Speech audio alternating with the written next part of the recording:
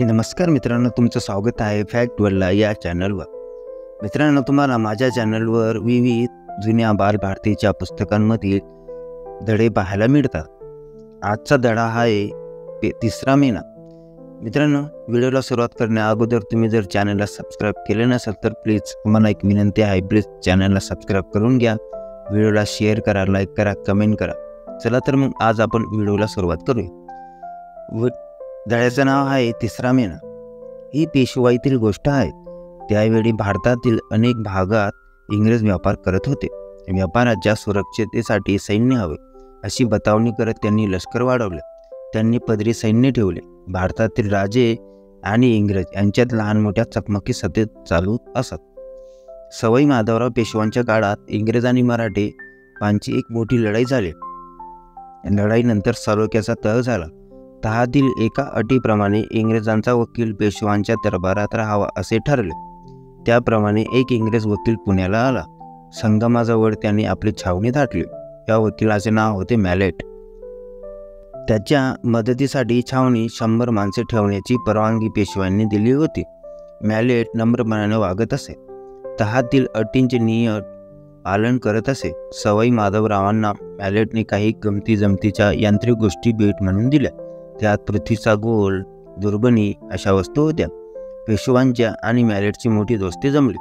एके दिवशी नेहमीसारखा सवाई माधवरावांचा दरबार भरला. सगळे मानकरी, सरदार आणि नाना फडणवीस तेथे हजर होते.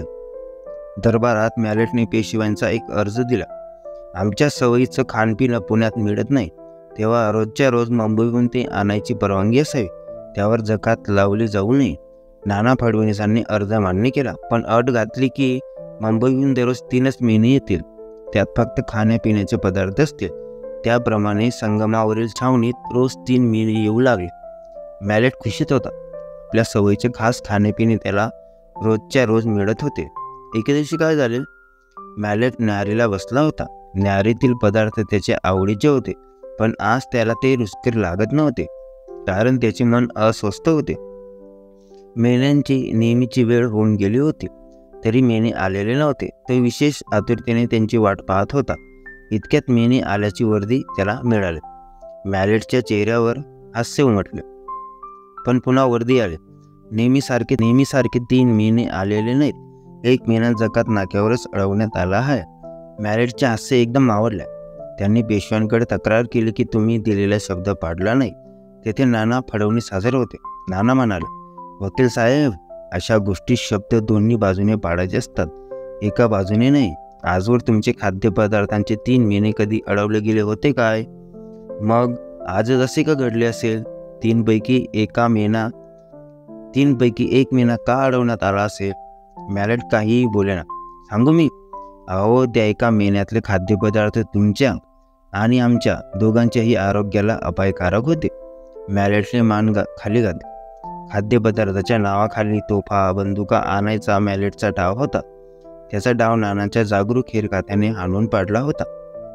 मित्रांनो, तुम्हाला हा धडा पेशवाईतील कसा वाटला कमेंट करून मला नक्की सांगा. चला तर मग भेटूया आपण पुढच्या व्हिडिओमध्ये. तोपर्यंत तुमचं मनापासून व्हिडिओ बघितलं त्याबद्दल धन्यवाद.